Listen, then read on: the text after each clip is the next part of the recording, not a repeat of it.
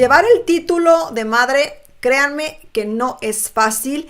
Con esfuerzo y dedicación, muchas de ustedes, muchas de nosotras cargamos este estandarte con orgullo, y el hecho de que haya personitas que te digan mami, mamá, o sea, como sea que a ustedes les llamen, es un orgullo, es una bendición. Pero el día de hoy les traigo una recopilación de, si es que podemos llamarles así a estas mujeres, las peores madres del mundo. Y es que como ser humano, y en este caso yo como mujer y madre, no logro entender cómo estas mujeres han sido capaces de estas aberraciones, de llegar a este punto de causar este dolor a la personita de quien, deberían de cuidar con dientes, uñas, garras y demás. El día de hoy de nuevo les traigo una recopilación del top 4. Sé que no son los únicos casos que hay ahí afuera. Lamentablemente y tristemente casos como estos, hay muchos, y el día de hoy vamos a comenzar con estos 4. Pero si ustedes tienen algún caso que quieren que traiga yo al canal, por favor déjenlo en el área de los comentarios, ¿ok? Y bueno, antes de comenzar, me presento. Mi nombre es Jackie Hernández. Quiero recordarte que si aún no eres parte de esta familia, hazlo. Únete, suscríbete para que no te pierdas los videos que subo durante la semana, y recordarte que puedes apoyar mi trabajo y a esta servidora dejando esos deditos arriba, compartiendo y comentando. Ya tú sabes, todas esas cositas que tú puedes hacer del otro lado de la pantalla, que son gratis, no cuesta nada y a mí me ayudan muchísimo. En pantalla mis redes sociales para que me sigas. Y ahora sí, ¿están listos? Comencemos con este top 4 de las peores madres del mundo.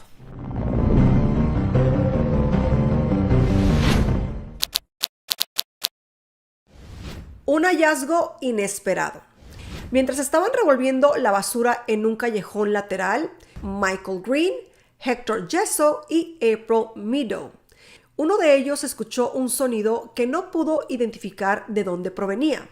Se parecía al maullido de un gato, pero no era exactamente eso.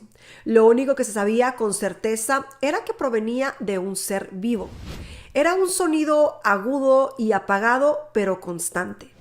Después de revolver entre los desperdicios, encontraron una bolsa de basura. El gemido venía del interior. Aunque esperaban encontrarse con algún animal, la sorpresa los dejó asombrados. Dentro de una bolsa negra de plástico encontraron la fuente de los llantos, un bebé recién nacido, envuelto en una toalla. La criatura era tan pequeña que aún tenía el cordón umbilical. De inmediato se pusieron en contacto con las autoridades y se realizó la siguiente llamada. Acabamos de encontrar un bebé en la maldita basura. Está gimoteando. En realidad no estaba llorando. Estábamos buscando algunas cosas en el basurero y escuchamos algo que no sabíamos que era un bebé. Pensé que era un gato. Esto fue lo que dijo la persona que llamó al número de emergencias 911. Los paramédicos y la policía llegaron en cuestión de minutos y después de examinar al bebé para asegurarse de que no corriera un peligro inmediato, fue puesto bajo la custodia de la policía. Poco después llevaron al niño al hospital para revisar su estado de salud y afortunadamente, dadas las circunstancias, el bebé se encontraba bien. Solo necesitó oxígeno por un breve periodo y una transfusión de sangre, pero estaba estable y no presentaba lesiones ni golpes que pusieran en riesgo su vida. Sin embargo, pudieron determinar que el recién nacido había estado varias horas dentro del contenedor cuando las 3 personas lo encontraron. Después de los exámenes médicos, el bebé fue entregado al Departamento de Niños, Jóvenes y Familias de Nuevo México, quienes siguen a cargo de su custodia. Ni los vecinos ni la policía tenían idea de quiénes podrían ser los padres del bebé ni cómo terminó en el contenedor de basura. Habría sido bastante difícil llegar al fondo del asunto si no fuera porque cerca del comercio junto al cual estaba el contenedor había una cámara de vigilancia que grababa las 24 horas del día. En el video registrado por la cámara se puede ver claramente cómo un automóvil se detiene junto al contenedor y una mujer baja del vehículo para arrojar un bulto al contenedor. Ese bulto coincide claramente con la bolsa en la que se encontró al bebé. Después de analizar la grabación e identificar el vehículo, las autoridades se pusieron manos a la obra para encontrar al propietario. No les llevó mucho tiempo, ya que afortunadamente la imagen de la cámara era bastante clara. Así fue como dieron con Alexis Ávila, una joven de 18 años de la misma ciudad de Hobbs, quien fue llevada de inmediato a las oficinas de la policía para ser interrogada. La versión de Alexis dejó a todos atónitos y no es para menos. La joven, que se veía temerosa y muy confundida, dijo que el día jueves 6 de enero sintió un fuerte dolor de estómago. Como el dolor no cedía, se decidió a consultar con un médico y fue en ese justo momento que recibió la noticia. Estaba embarazada y casi al final del periodo de gestación. Aturdida y sin saber qué hacer o cómo reaccionar, regresó a su casa y no fue sino hasta el día siguiente en que comenzó a sentir fuertes dolores en la zona abdominal y, totalmente aterrorizada, dio a luz por su propia cuenta, sola, sin ayuda de nadie. Cuando nació el bebé, se quedó mirándolo por un momento. Estaba allí, sobre una toalla de baño empapada de sangre. Fue entonces que cortó el cordón umbilical, metió al bebé en una bolsa blanca y luego metió esa bolsa blanca en otra bolsa de basura negra. Entonces se subió a su coche y comenzó a conducir. Lo que ocurrió después ya lo sabemos. Es realmente inexplicable y seguramente difícil de creer. Bueno, respecto al padre del niño, Alexis mencionó que se trataba de Stephen Astorga, quien en ese momento era menor de edad, con tan solo 16 años. Aunque la relación entre ellos había terminado, Stephen y su familia también se mostraron bastante sorprendidos y negaron tener conocimiento del embarazo de Alexis. El padre del muchacho, Oscar Astorga, declaró que la familia, incluido Stephen, no tenían idea de que Alexis estuviera embarazada y dijo que harían legalmente todo lo posible para obtener la custodia del niño. Alexis en ese punto fue arrestada y podría enfrentarse a una condena de entre 15 a 18 años de prisión. Pero sorprendentemente, a las pocas horas de su arresto salió en libertad después de pagar una fianza de $10,000. Uno de los argumentos que pesó mucho en su contra es que en el estado de Texas, tanto el departamento de policía como el cuartel de bomberos son lugares designados oficialmente para este tipo de casos. Es decir, que Alexis pudo haber dejado a su bebé en cualquiera de estos lugares sin tener que enfrentar un proceso penal por abandono de persona. En la audiencia, Alexis Ávila se declaró no culpable de los cargos que se le imputaron, que incluían abuso infantil e intento de asesinato en primer grado. El juez determinó que Alexis debía permanecer bajo arresto domiciliario mientras se desarrollaba el proceso. Durante la defensa, el abogado público argumentó que las acciones de Alexis no fueron premeditadas y sugirió que había una enfermedad mental no diagnosticada detrás de su comportamiento. Sin embargo, los miembros del jurado encontraron a Alexis culpable y sostuvieron que había cometido abuso infantil, causando un daño físico significativo. Ella expresó arrepentimiento por las traumáticas primeras horas de vida de su hijo y mencionó que deseaba disculparse con él, asegurando que lo amaba sinceramente. La sentencia final impuesta a Alexis Ávila fue de 16 años de prisión, seguidos de 2 años de libertad condicional. Esto significa que tendrá 34 años cuando salga de prisión. Como en muchos casos, hay detalles tan pequeños que de pronto nos hacen cuestionarnos toda la veracidad de la historia que en sí conocemos. Y aquí les quiero contar sobre una llamada que lo complicó todo. Tal vez lo que hizo que la situación de Alexis Ávila se complicara todavía más sea el registro de una llamada que la acusada hizo al 911 el 12 de junio. En esas llamadas puede escucharse que tanto Alexis como Marta, su madre, llamaron a la línea de emergencias solicitando la presencia de la policía en su domicilio. Todo sería a causa de los problemas que Alexis ya tenía en su momento con su expareja y padre de su hijo, Stephen Astorga. El motivo de la llamada era, según dice la misma Alexis, una agresión física por parte de Stephen. En la llamada que hizo Marta Ávila, el motivo es el mismo.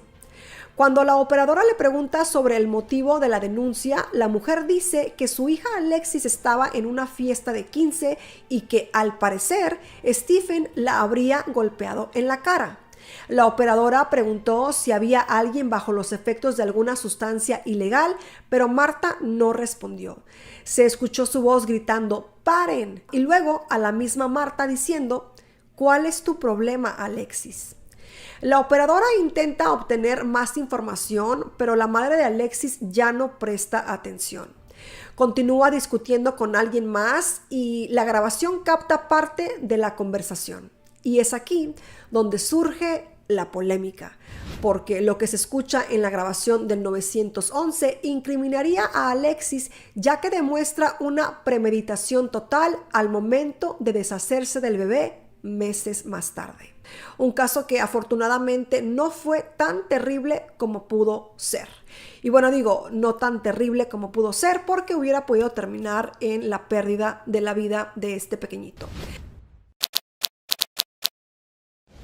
Casey Marie Anthony nació el 19 de marzo de 1986 y vivió siempre con sus padres George y Cindy Anthony en una casa en Orlando, Florida.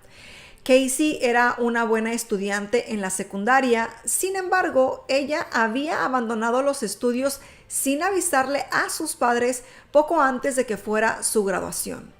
Cuando llega el día de los festejos en el colegio, los padres de Casey se enteraron de que su hija había abandonado la escuela secundaria unos meses atrás, faltando muy poco para terminarla. Al enterarse de la mentira, los padres decidieron realizar la fiesta igualmente y no decir nada. Pasado el tiempo de este suceso, cuando Casey tenía 19 años de edad, les cuenta a sus padres que estaba embarazada, pero nunca les dijo el nombre del padre. Y así fue que el 9 de agosto del 2005 nace Kylie Marie Anthony. La llegada de la bebé alegró mucho la vida de la familia. La mayor parte del tiempo eran los abuelos que se hacían cargo de la niña, aunque esto pues no les molestaba a los abuelos, pero Casey no parecía hacerse demasiado cargo de las responsabilidades que tenía una madre. El 16 de junio del 2008, Casey dejó la casa familiar llevándose a su hija Kylie y no la vieron durante un mes. Según los relatos, Cindy, la madre de Casey, le pedía constantemente durante ese mes poder ver a su nieta. Pero Casey decía que estaba demasiado ocupada con un trabajo en Tampa. En otras ocasiones dijo que Kylie estaba con una niñera que identificó con el nombre de Zenaida Fernández González o Zeani. Durante todo ese mes, los abuelos no pudieron comunicarse con su nieta y tampoco verla. El 13 de julio del 2008, Cindy y George recibieron una llamada de la oficina de correos de su localidad que les informaba que tenían una carta certificada para ellos. George buscó la carta el 15 de julio del 2008 y en ella decía que el automóvil a nombre de Cindy Anthony había estado en un estacionamiento público por mucho tiempo y la policía había decidido verificar la matrícula y de esta manera notificar a la dirección registrada del vehículo. Al enterarse de esto, George se acercó al estacionamiento para checar esta información. Una vez allí, al acercarse al automóvil, tanto él como el asistente del estacionamiento notaron un fuerte olor proveniente de la cajuela. En ese momento ambos creían que el olor era de un cuerpo en descomposición. Cuando se abrió la cajuela había una bolsa de basura, pero no había ningún cuerpo. Fue así como el 15 de julio del 2008, Kylie fue reportada como desaparecida en una llamada al 911 hecha por su abuela Cindy, quien aseguró no haber visto a su nieta en 31 días y que el auto de Casey olía a cadáver. Luego de esta denuncia, Casey vuelve a su casa para enterarse de todo lo que estaba pasando.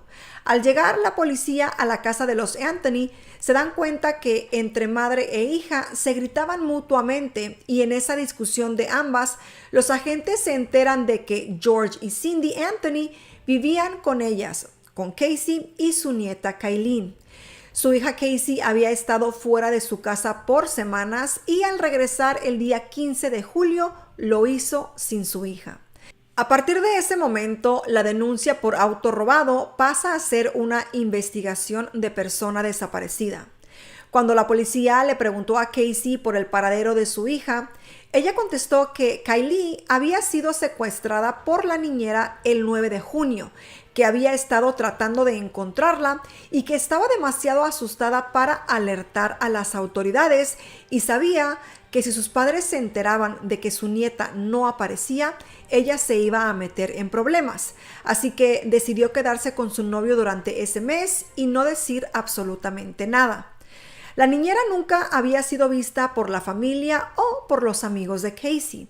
De inmediato la policía le dijo a Casey que les enseñara cuál era el departamento de Zenaida. Y cuando llegaron al departamento y lo examinaron, se dieron cuenta que este se encontraba totalmente vacío. El administrador de aquella zona dijo que el apartamento estaba vacío desde hacía varios meses y que nadie estaba viviendo ahí y que él no había visto ninguna niñera y tampoco una niña con las características que estaba dando Casey. Casey también le dijo a la policía que estaba trabajando en Universal Studios. En este punto, los investigadores llevaron a Casey a Universal Studios el 16 de julio del 2008, el día después de que Kylie fue reportada como desaparecida, y le pidieron a Casey que por favor les mostrara su oficina de trabajo. Casey condujo a la policía por un tiempo por las instalaciones antes de admitir que había sido despedida años atrás. Por lo tanto, se dieron cuenta de que había estado mintiendo y que probablemente la historia de la niñera era otra mentira más de Casey. La policía buscó pistas que los condujeran al paradero de la niña. Analizaron el auto por el cual la madre de Casey había llamado al 911. En esta investigación se dieron cuenta que la muñeca favorita de Kylie y su bolso de pañales aún estaban dentro de este auto. Eso daba una alarma más a los dichos de Casey, ya que ella había dicho que supuestamente había entregado a la niña a la niñera. Y bueno, si esto hubiese sido así, ¿cómo sería posible que olvidara su bolso de pañales y su juguete favorito? Revisaron también el maletero del auto. La policía pudo encontrar una gran mancha en el fondo de este y obviamente la analizaron. Y adicionalmente encontraron también varios cabellos humanos. Hasta ese momento fue una de las evidencias más importantes encontradas. El mechón mostró bandas de raíz, en las cuales las raíces del cabello forman una banda oscura después de la muerte que era consistente con el cabello de un cadáver. Se descubrió también que en el maletero había cloroformo. Las autoridades luego de esto decidieron buscar a la supuesta niñera de nombre Zenaida y finalmente encuentran a una persona con ese nombre. La mujer encontrada tenía unos 40 años aproximadamente y no unos 22 como había declarado Casey. Zenaida declaró que no conocía a ningún miembro de la familia Anthony y al verificar los antecedentes de aquella mujer, los agentes pudieron constatar que no existía conexión alguna con la familia Anthony. El caso, que había estado tratado como una desaparición o un posible secuestro a una menor, pasó a ser un posible asesinato y que probablemente la responsable era su propia madre, Casey Anthony. Casey Anthony fue arrestada por primera vez el 16 de julio del 2008 y al día siguiente fue acusada de hacer declaraciones falsas a las fuerzas del orden público, de negligencia infantil y de obstrucción de una investigación penal. El juez le negó la libertad bajo fianza y dijo que Casey había mostrado un lamentable desprecio por el bienestar de su hija. El 22 de julio del 2008, después de una audiencia para establecer la fianza, el juez fijó una fianza de $500,000 y el 21 de agosto del 2008, después de un mes de encarcelamiento, fue liberada de la cárcel después de que el sobrino del fiador de fianzas de California y también amigo de José Báez, abogado defensor de Casey, depositara su fianza de $500,000 con la esperanza de que cooperara y se encontrara a Kaylee. Y Casey fue puesta bajo arresto domiciliario en ese momento. Entre el 11, 12 y 13 de agosto del 2008, Roy Kronk, que era lector de medidores de electricidad, dio aviso a la policía sobre un objeto sospechoso encontrado en un área boscosa cerca de la residencia de los Anthony. Les informó de que había visto lo que parecía ser una calavera cerca de una bolsa gris. En esa ocasión, el agente realizó una breve búsqueda y declaró que no vio nada. El 11 de diciembre del 2008, Kronk volvió a llamar a la policía, volvieron a rastrear la zona y encontraron los restos de una niña en una bolsa de basura. Los equipos de investigación recuperaron una cinta adhesiva que colgaba del cabello adherido al cráneo y a algunos tejidos que quedaban en el cráneo. Durante los siguientes 4 días se encontraron más huesos en el área boscosa cerca del lugar donde inicialmente se habían descubierto los restos. El 19 de diciembre del 2008, el médico forense Jan Garavaglia confirmó que los restos encontrados eran los de Kaylee Anthony. La muerte fue declarada como homicidio y la causa de la muerte figuraba como indeterminada. Luego de haber encontrado los restos, las autoridades consiguieron una orden con un juez para hacer una inspección en la residencia de los Anthony para poder encontrar nuevas evidencias. Dentro de la casa se halló una bolsa de lona similar a la que envolvía el cuerpo de la niña, que resultó ser una bolsa de lavandería que un supermercado cercano vendía en pares. En síntesis, todo lo que se encontró con el cuerpo provenía de la casa de esa familia. El 14 de octubre del 2009, Casey Anthony fue acusada por un jurado por cargos de asesinato en primer grado, abuso infantil agravado y homicidio agravado y otros cargos más de proporcionar información falsa a la policía. El 28 de octubre, Casey fue procesada y ella se declaró inocente de todos los cargos. El juicio duró 6 semanas, durante las cuales el jurado fue aislado para evitar la influencia de la información disponible fuera de la sala del tribunal. Durante el juicio, cuando fue el turno de presentar su defensa, José Báez concretamente soltó una gran sorpresa delante de la corte que dejó a todos más que asombrados. La defensa afirmó que Kaylee se ahogó accidentalmente en la piscina de la familia el 16 de junio del 2008 y fue encontrada por George Anthony, quien le dijo a Casey que su madre nunca la iba a perdonar por lo que había sucedido y que pasaría el resto de su vida en la cárcel por negligencia infantil. Luego procedió a encubrir la muerte de Kaylee, buscó una bolsa, envolvió el cuerpo de la niña y la llevó al lugar donde la familia solía enterrar los cuerpos de mascotas cuando estos morían. Báez argumentó que esta es la razón por la cual Casey Anthony siguió con su vida y no informó del incidente durante estos 31 días. El abogado alegó que Casey tenía el hábito de ocultar su dolor como toda la familia y fingir que nada estaba mal porque George Anthony había abusado sexualmente de ella desde que tenía 8 años y su hermano Lee también había hecho intentos de agresión hacia ella. Báez también cuestionó si Roy Kronk el lector de medidores que encontró los huesos, afirmó que los había retirado de otro lugar y además alegó que la investigación del Departamento de Policía estaba comprometida por su deseo de alimentar un frenesí mediático sobre el asesinato de una niña en lugar del más mundano ahogamiento. Admitió también que Casey había mentido acerca de que había una niñera llamada Zenaida Fernández González. El abogado explicó que evidentemente la relación de Casey con su padre desarrolló en ella un trauma y que no podía ver las cosas como eran realmente ni reaccionar coherentemente ante ciertas situaciones.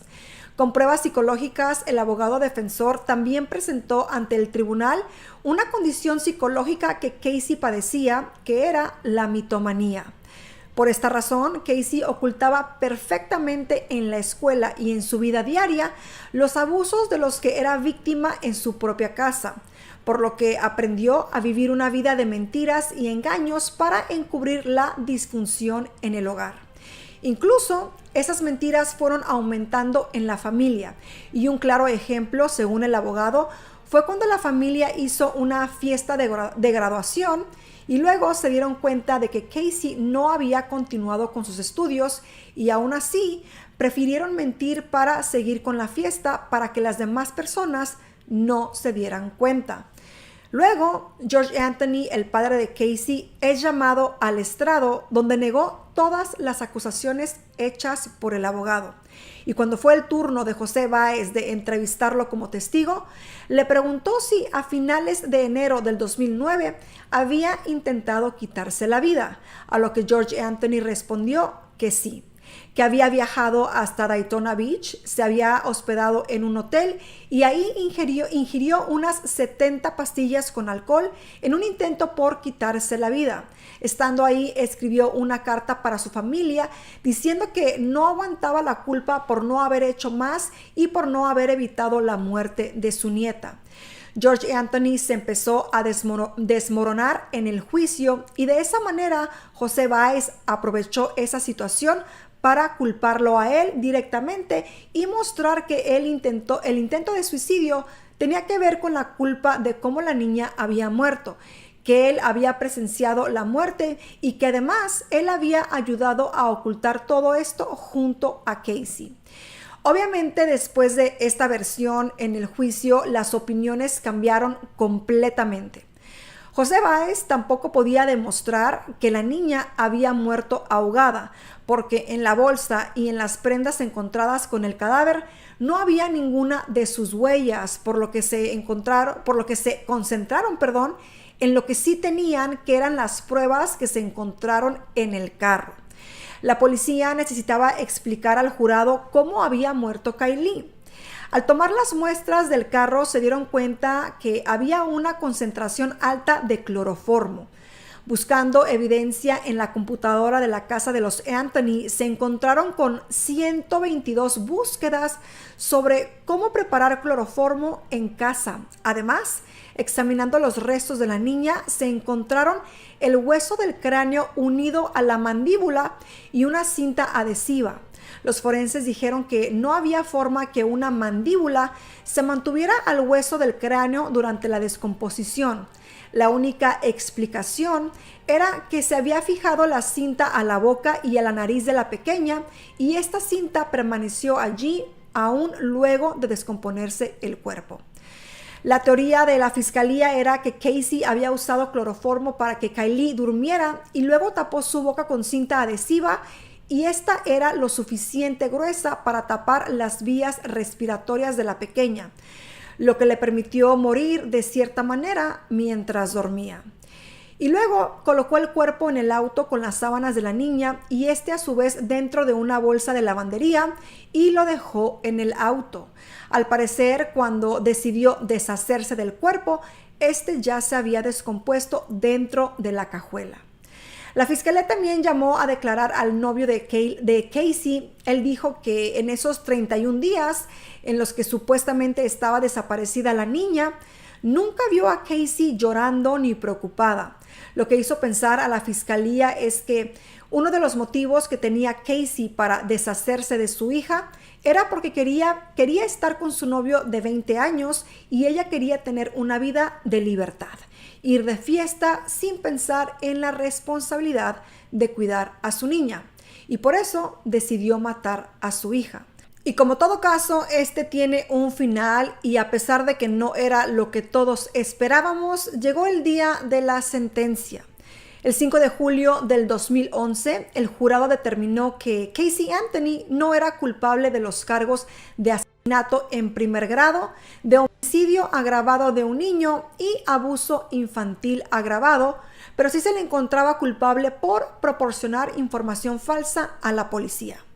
El juez Perry sentenció a Casey a 1 año en la cárcel del condado y a multas de $1,000 por cada uno de los 4 cargos de proporcionar información falsa a un oficial de la ley, la pena máxima prescrita por la ley. Recibió 1,043 días de crédito por el tiempo cumplido, más crédito adicional por buen comportamiento, lo que resultó en su liberación el 17 de julio del 2011. Luego de que Casey saliera en libertad, la relación con sus padres fue un sube y baja. A pesar de vivir en el mismo estado, George cortó todo tipo de comunicación con Casey. Cindy era la única que lo hacía a través de mensajes de texto y algunas llamadas telefónicas. Las acusaciones de la defensa de Casey durante el juicio literalmente destruyeron la moral de George y quebraron de manera irremediada la relación con su hija.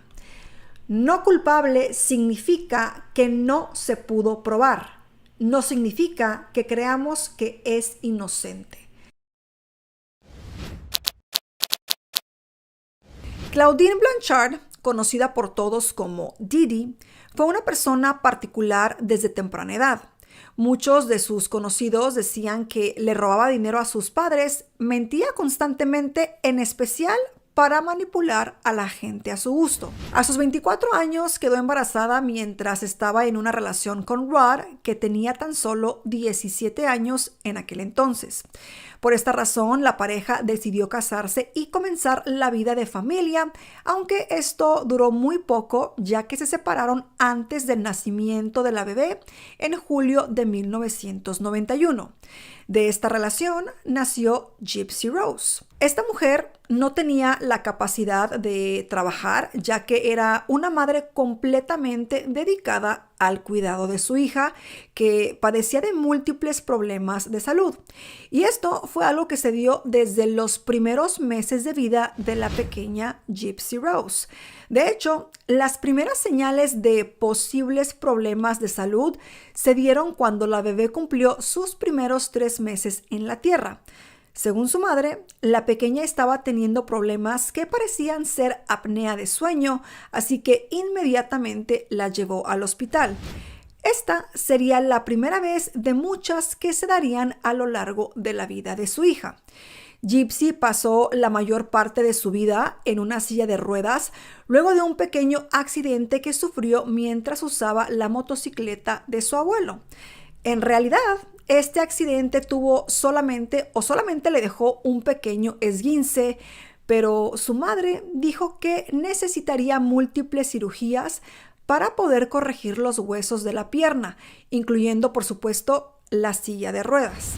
Al final, estuvo viviendo una vida completamente dependiente de su madre. O bueno, al menos eso era lo que mostraban. Gypsy había estado postrada desde sus 8 años. Utilizaba un tanque de oxígeno y en muchas ocasiones era alimentada a través de un tubo. Didi había dado una larga lista de padecimientos. Entre ellos, la pequeña padecía leucemia, distrofia muscular, convulsiones, asma y deficiencias visuales y auditivas. Además, se dijo que padecía un leve retraso madurativo que le hacía verse y sonar como alguien más joven. Y de hecho, se decía que debido a todos estos problemas, su expectativa de vida era muy reducida. Madre e hija habían sido sobrevivientes del huracán Katrina y debido a su condición, fueron de las primeras en recibir la ayuda de una organización sin fines de lucro llamada Habitat para la humanidad, y esto sucedió en el 2008. Ellos les construyeron una casa en Springfield, Missouri, donde vivirían hasta el día de los hechos. Además, ya que Didi no podía trabajar al estar obviamente al cuidado de su hija, vivían de asistencias sociales otorgadas por el gobierno de Estados Unidos, quienes además se ocupaban de cubrir la totalidad de las citas médicas de la pequeña. Un porcentaje de sus gastos también estaban cubiertos por la cuota alimentaria que le pasaba, en este caso, pues su expareja, el padre de Gypsy Rose. Ambas eran tratadas o de cierta manera como celebridades.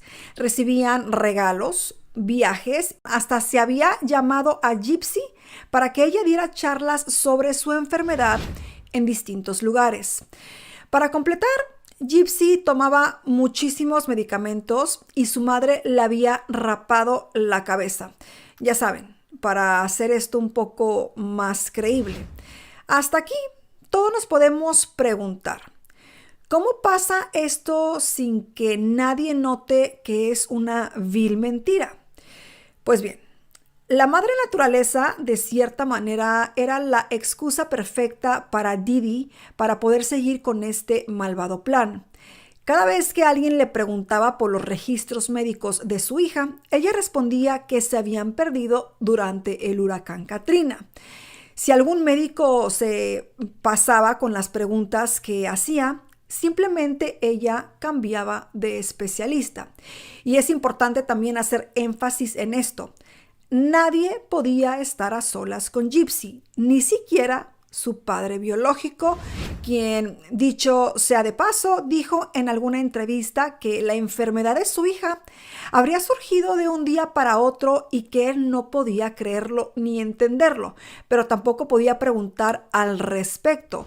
Quiero imaginar que la madre ponía un freno o trataba de dar cualquier excusa para que él no se involucrara tanto con la hija ni con su salud. A medida que fue pasando el tiempo, el abuso de Didi empeoró y pasó al ámbito del abuso físico. Solía golpear a su hija y también encadenarla a la cama. Es bastante difícil entender cómo puede funcionar la cabeza de una mujer en esta situación y sobre todo cómo puede ser que la joven no pudiera decir nada al respecto. Lamentablemente, Didi había convencido casi por completo a su hija de padecer todas estas enfermedades, pero eso no iba a durar demasiado. Conforme fue pasando el tiempo, Gypsy se fue dando cuenta de cosas que de cierta manera como que no le cuadraban. Gypsy había nacido en 1991, pero su madre se las había arreglado para hacerle creer que era mucho más pequeña de lo que ella era en realidad. A sus 18 años, su padre la llamó para felicitarla, pero Didi le exigió que no le dijera cuántos años estaba cumpliendo, alegando o con la excusa de que Gypsy creía estar cumpliendo 14 años de edad, lo cual también nos da un poco de trasfondo para entender lo que sucedió después. Gypsy empezaba a tener sus primeros indicios de rebeldía o de hacer cosas contra las reglas de su madre. Podemos imaginar que eso es una actitud normal, pues, de muchos jóvenes adolescentes, ¿no? Ella hacía estas cosas o se rebelaba de manera muy, muy sutil, por supuesto, porque imagínense, en su situación y con la madre actuando de esta manera, no podía rebelarse como tal vez cualquier otro joven de su edad. Pero bueno, esto la llevó a que en las noches, cuando la mamá se iba a dormir, ella se escabullera para utilizar la computadora y zambutirse en el mundo del internet.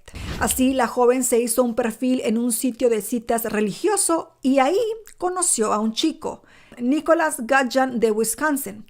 El joven tenía la misma edad que Gypsy y tenía un pasado de cierta manera pues bastante oscuro, con algunos encontronazos con la justicia.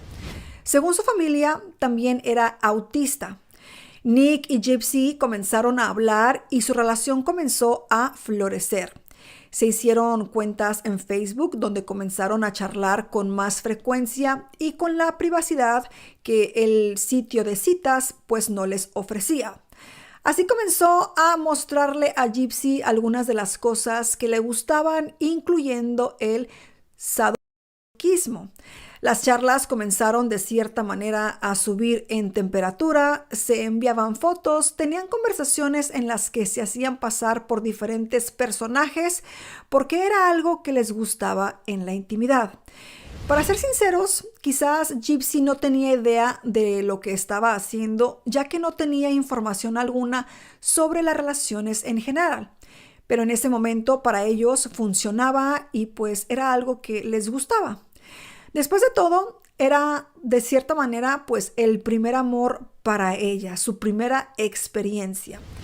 En algún momento las ganas de verse en persona comenzaron a hacerse más fuertes, ya que solamente se habían hablado por redes sociales.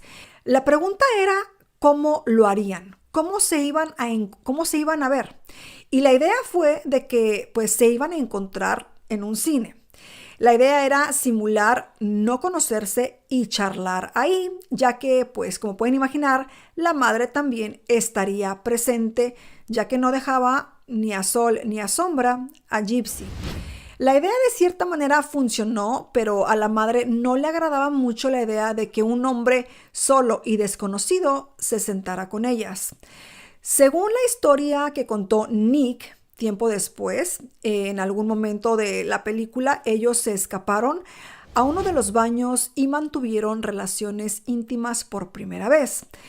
¿Cómo hicieron para que Didi no estuviera con ellos, si es que ella siempre estaba con su hija?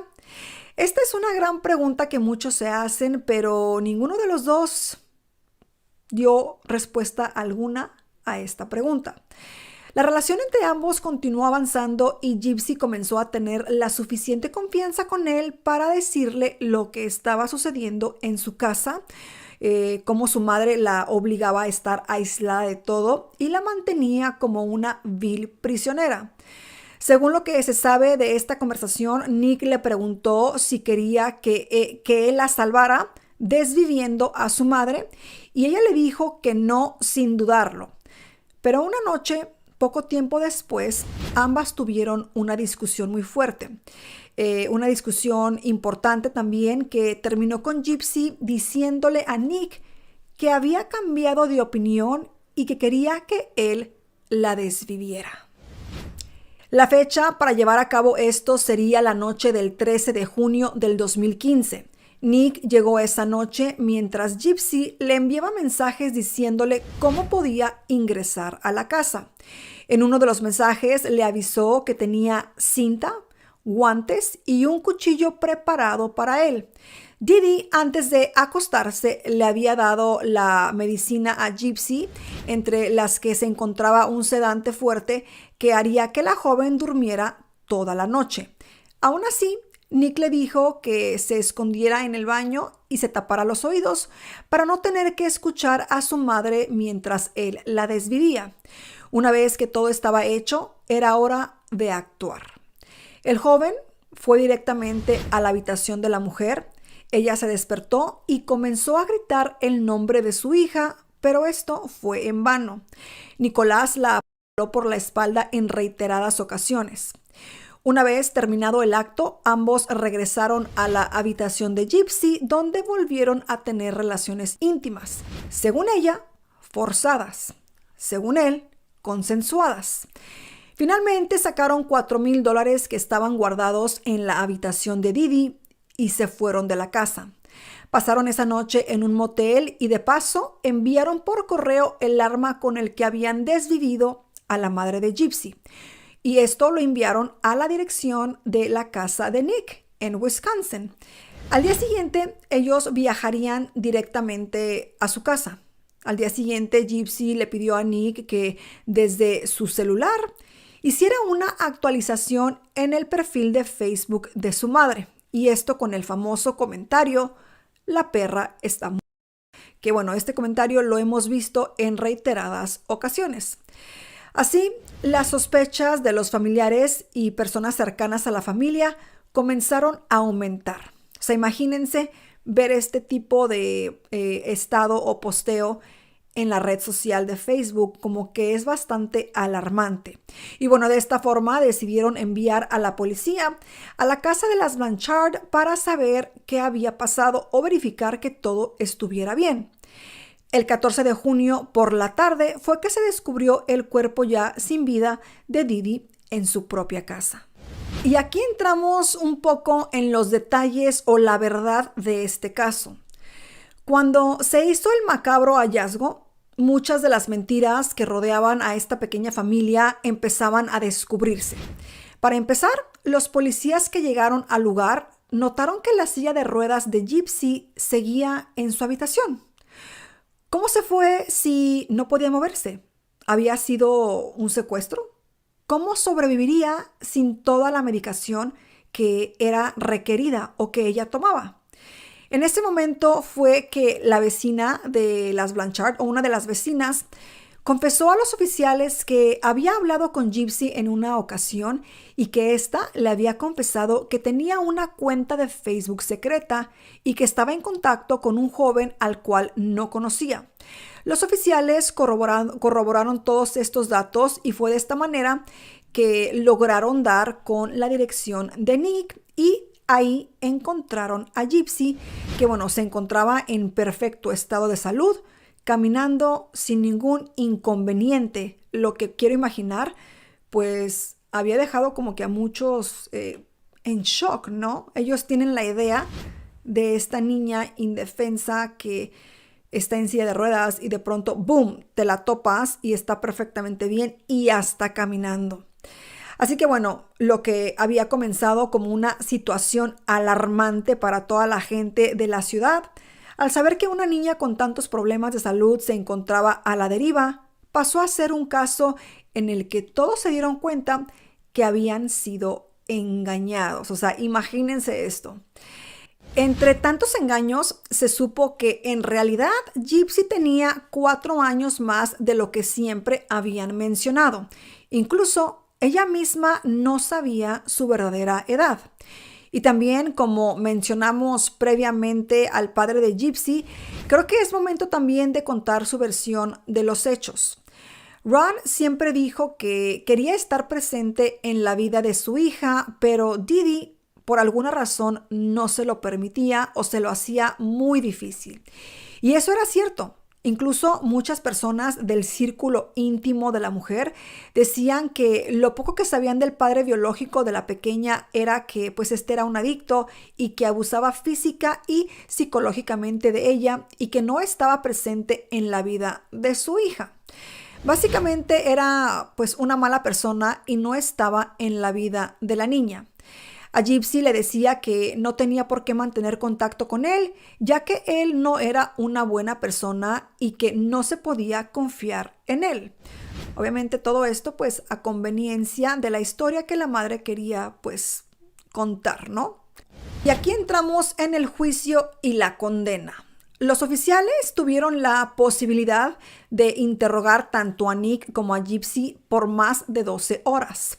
Nick fue el que confesó todo lo sucedido, mientras que Gypsy intentó mostrarse en shock por algunos instantes, pero luego confesó todo lo que había sucedido, desde el comienzo, con los abusos de su madre y sus falsas enfermedades y la decisión de que Nick desviviera a Didi. Ambos fueron llevados a prisión bajo una fianza de $1 millón. Cuando la información del caso fue puesta en dominio público gracias a los medios de comunicación y redes sociales, imagínense, la gente comenzó a cambiar su parecer.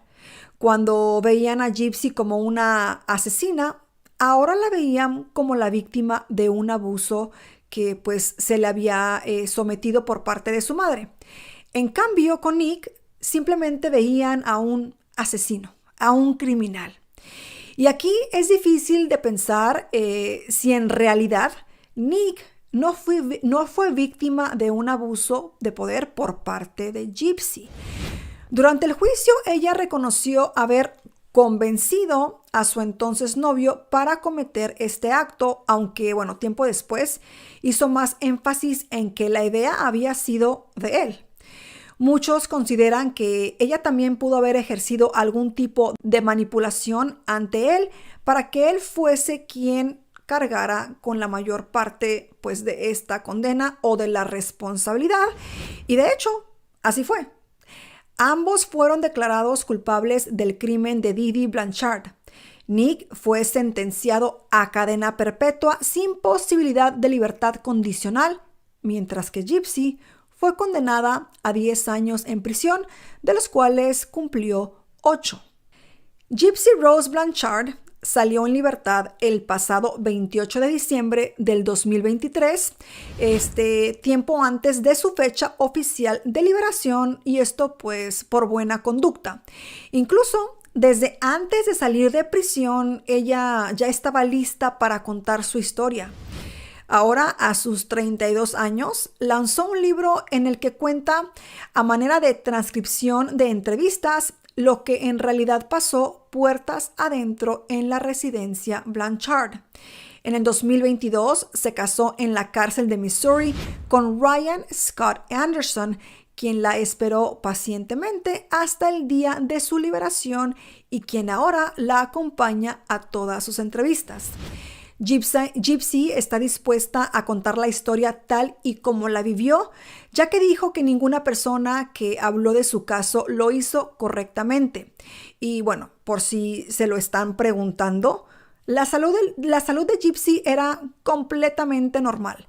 El único problema que tenía era con su vista, y bueno, todo lo demás fue inventado por su madre. Antes de ser Mika Stauffer, esta influencer fue Mika Belisari. Este era su apellido de soltera. Mika nació en Ohio, Estados Unidos. Tuvo una infancia feliz y normal. Pero a los 16 años hubo un punto de quiebre en su vida al enterarse de que su padre, el hombre que la había criado, en realidad no era su padre biológico, sino que era su padrastro. Y además que su padre biológico se había desvivido.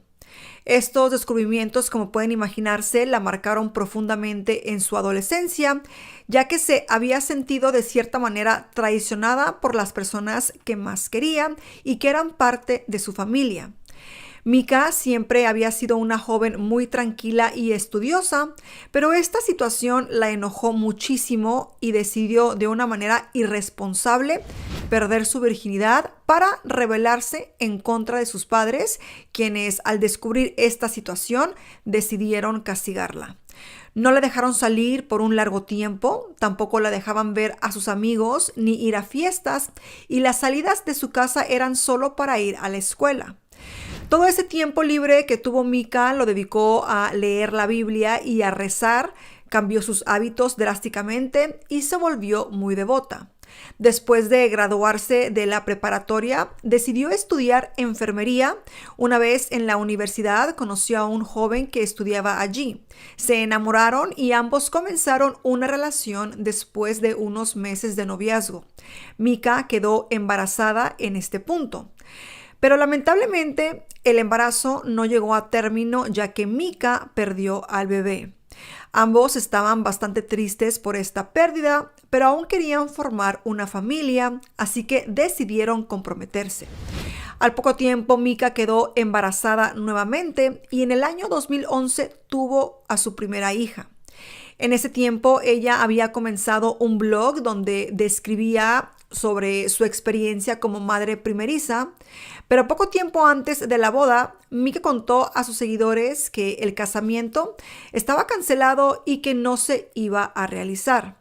En ese momento no describió el por qué, pero tiempo más tarde se supo que fue una infidelidad de su prometido. Ahora toca hablar sobre Mika y James. Al año siguiente, en el 2012, Mika conoció a James Stauffer en una aplicación de citas. Se enamoraron y en poco tiempo se mudaron juntos a Indianápolis. Mika quedó embarazada y a raíz de esta situación, la pareja decidió formalizar y se casaron en el año 2014. En ese momento, Mika trabajaba como enfermera, trabajo que dejó al poco tiempo para poder dedicarse completamente al cuidado de sus hijas. Entonces decidió empezar a vender ropa por eBay y en su tiempo libre se lanzó con un nuevo canal de YouTube utilizando el apellido de su marido. En aquel entonces, gran parte de su contenido más visto se centraba en la búsqueda de la pareja para volver a tener otro bebé. Aquí, Mika y James, de cierta manera, encontraron un costado redituable y para promocionar, bautizaron a su blog como The Stauffer Family.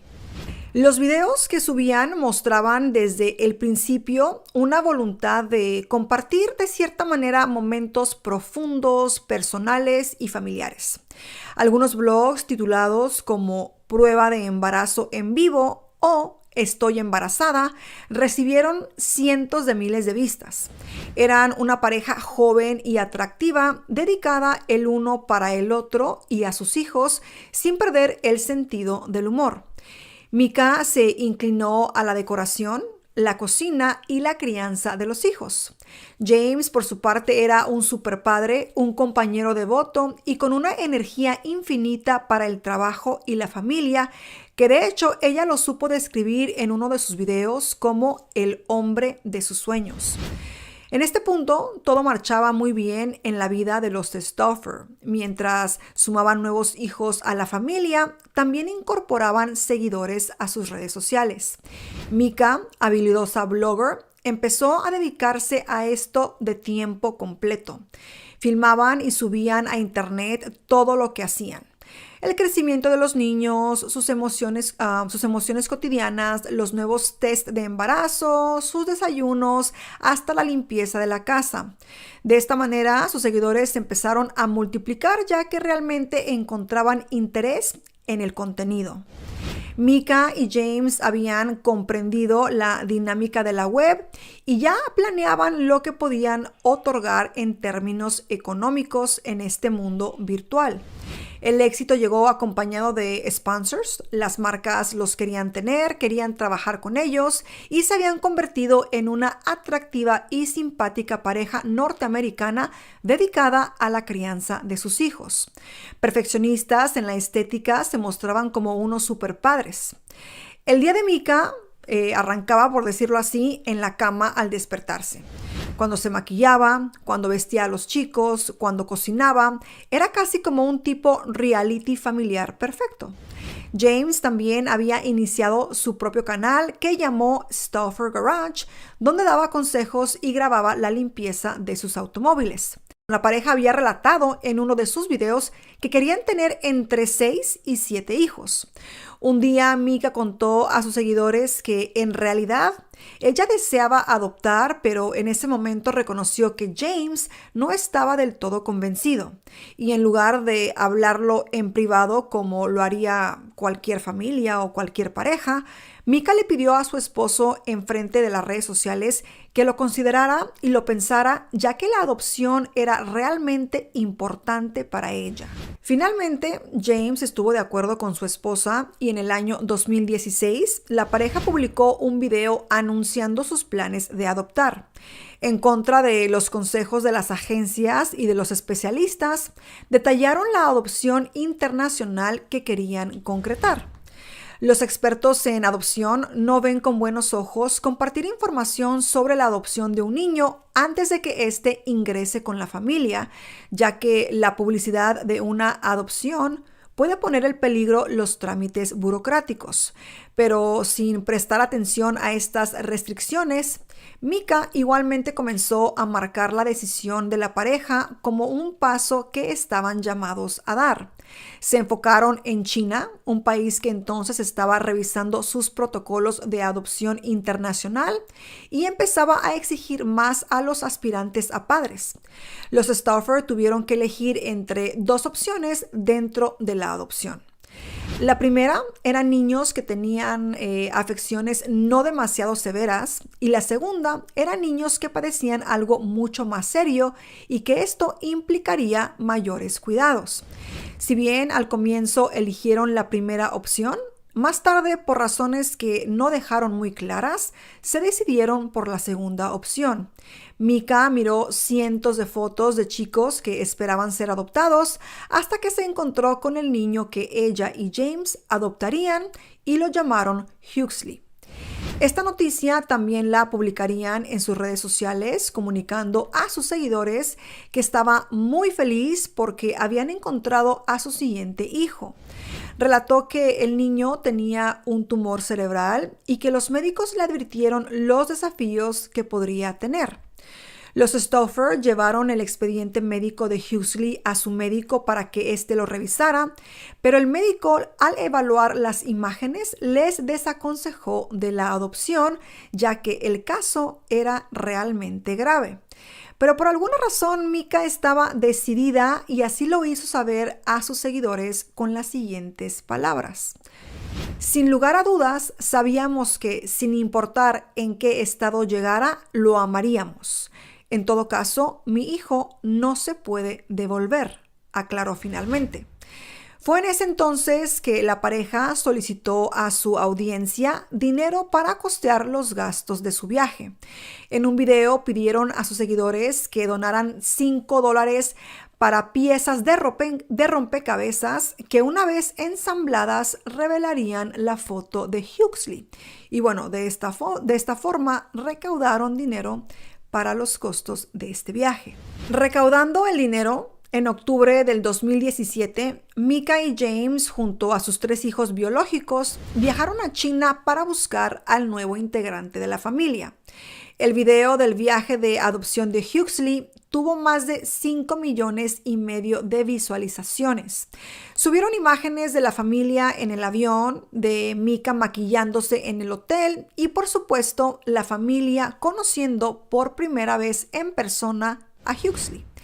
En este video se les veía a Mika y a los hijos biológicos de la pareja dándole juguetes nuevos a este nuevo integrante, a este niño, mientras que él lloraba y se movía en los brazos de Mika. Huxley rápidamente se convirtió en el foco de atención tanto del canal de Mika como el canal The Stauffer Family. Los Stauffer también se enorgullecían de mostrar el lado más desafiante de la adopción. Mika y James continuaron publicando videos sobre el pronóstico médico de Huxley, sus peleas con la comida, junto con los desafíos de comunicación y la crisis que sufría el niño. Mika, de cierta manera, hablaba regularmente sobre sus dificultades con algunos de los comportamientos de Huxley. También hubo momentos frente a la cámara que luego preocuparían a algunos espectadores.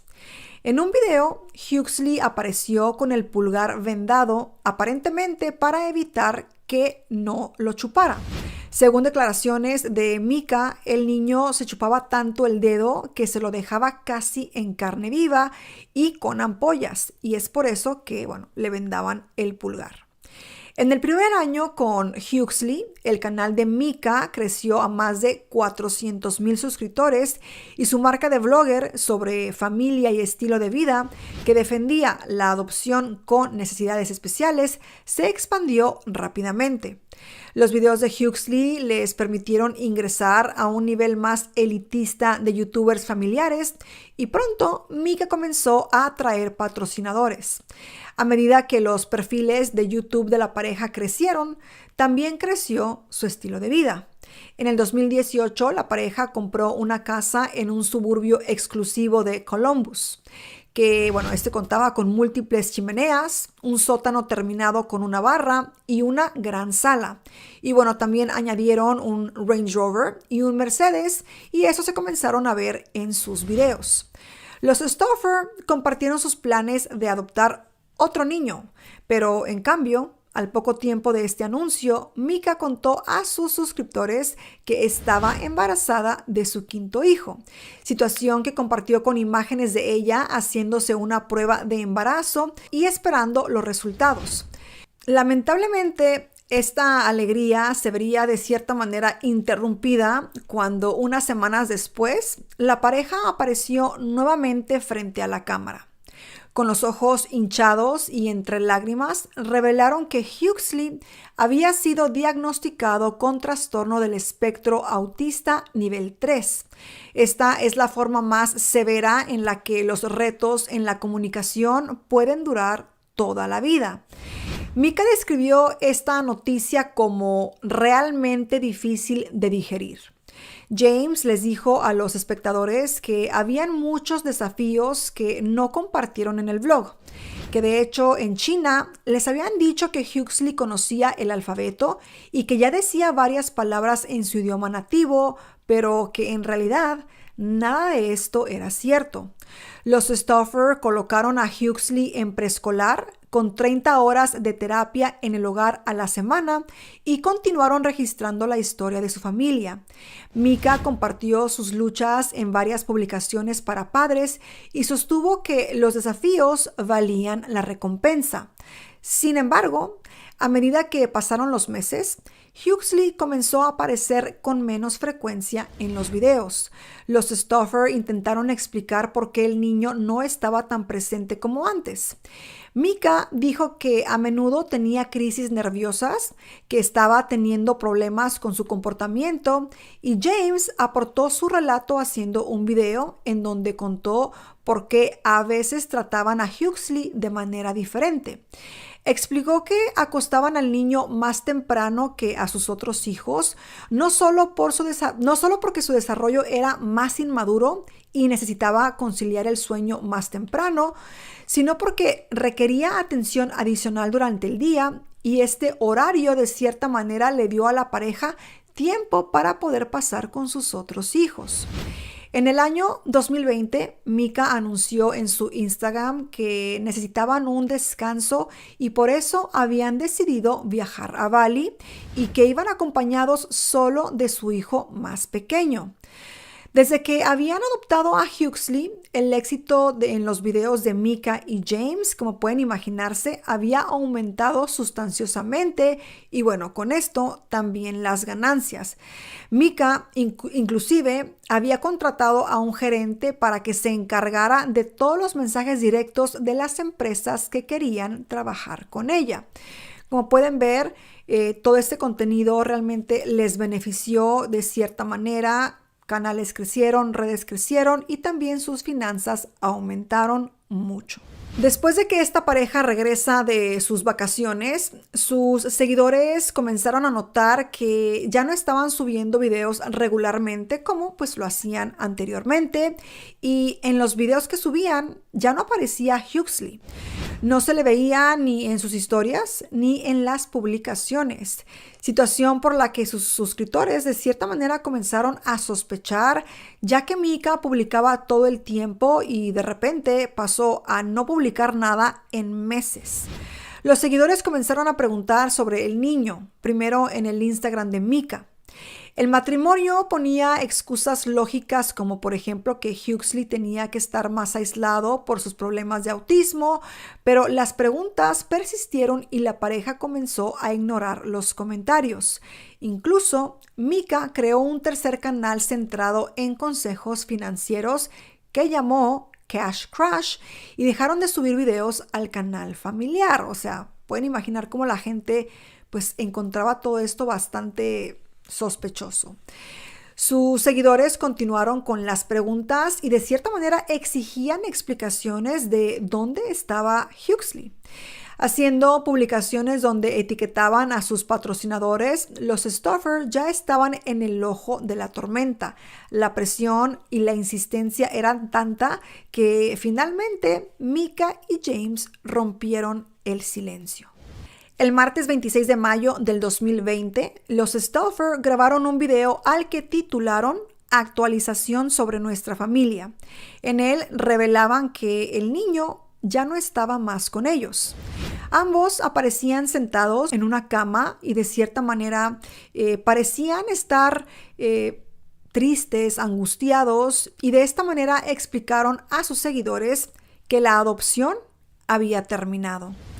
Mika comenzó el video diciendo que ese era por lejos el video más difícil que tuvieron que realizar ella y su esposo James.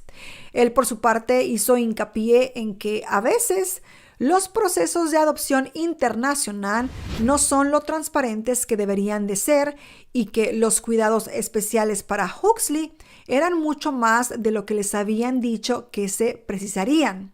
Y bueno, que para ellos había sido muy duro, que habían tratado de ayudar lo máximo posible, que verdaderamente amaban a Huxley.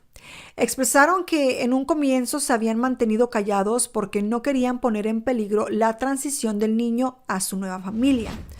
La decisión de buscarle una nueva familia les había costado muchísimo, pero aunque lo intentaron durante mucho tiempo, el niño no logró integrarse con ellos. Mika dijo que Huxley estaba prosperando en su nuevo hogar, que estaba contento y que su nueva mamá tenía capacitación médico profesional, que estaba comenzando a escribir y que estaba siendo realmente feliz. Luego, Mika también se disculpó en su Instagram y escribió que fue ingenua cuando comenzó el proceso de adopción y que no había estado bien preparada para esta situación. Dijo que los terapeutas le habían diagnosticado a Huxley un coeficiente intelectual por debajo de lo normal y que nunca podría ir a la escuela. Los Stauffer aseguraron que en China les habían dicho otra cosa, que el niño tenía un tumor cerebral, pero que tenía un coeficiente intelectual normal y que no había retrasos. La policía que investigó este caso examinó la segunda adopción de Huxley y consideraron que se había llevado a cabo legalmente. Cuando los agentes se reunieron con Huxley y su nueva madre, informaron que al entrar a una oficina encontraron al niño sentado en su regazo y sonriendo y que parecía estar muy feliz y bien cuidado. La investigación se cerró en este punto, pero las autoridades dijeron que continuarían controlando a los Stauffer. Apenas hicieron público el traslado de Huxley a otra familia, el universo de sus fans estalló, como pueden imaginarse. Al instante, miles de sus fans dejaron de seguirlos, los sponsors se fueron y empezaron a recibir mensajes hirientes. James denunció que hasta los habían amenazado de muerte. El escándalo fue tan grande, inmenso, salvo a unos pocos que de cierta manera empatizaron con ellos y los consideraron básicamente ingenuos. El resto de su legión de admiradores fue bastante dura. Opinaban que eran unos narcisistas que explotaban a sus hijos para lucrar con ellos, ya que los videos y fotografías les habían servido para obtener campañas publicitarias y cuando la cosa resultó difícil, descartaron al que les daba problemas. Las críticas más feroces se las llevó Mika. La cuenta que la llama mentirosa tiene 11,000 seguidores y hay peticiones con más de 154,000 firmas para que saquen los videos de su plataforma para que ya no puedan seguir siendo monetizados. Los Stauffer fueron juzgados sin piedad por los mismos que los habían amado y apoyado tanto. Mika no volvió a YouTube ni publicó contenido en su Instagram. Sin embargo, su marido continúa subiendo videos a su canal de autos Stauffer Garage. Recordar estas historias de verdad que nos deja la boca abierta, la piel de gallina y la sangre helada de escuchar todo lo que acabamos de escuchar. Son casos bastante tristes, difíciles de entender, de creer. Yo a veces me pregunto qué es lo que pasa por la mente de las personas, ¿no? Cuando cometen actos tan horrorosos. Pero cuando vienen de parte de una madre, es tan irreal. Es como decir, o sea, el instinto de la mujer, ¿no? De la madre es nutrir, es cuidar, es proteger. Y saber que estas mujeres de cierta manera toman ventaja de la confianza, del cariño, del amor que sus hijos les tienen. O sea, es algo que me vuela la cabeza. No hay mucho que decir más que queda uno con esta impotencia y esta rabia de saber que existan personas como estas mujeres. De verdad que no hay cosa peor que algo así, en mi opinión.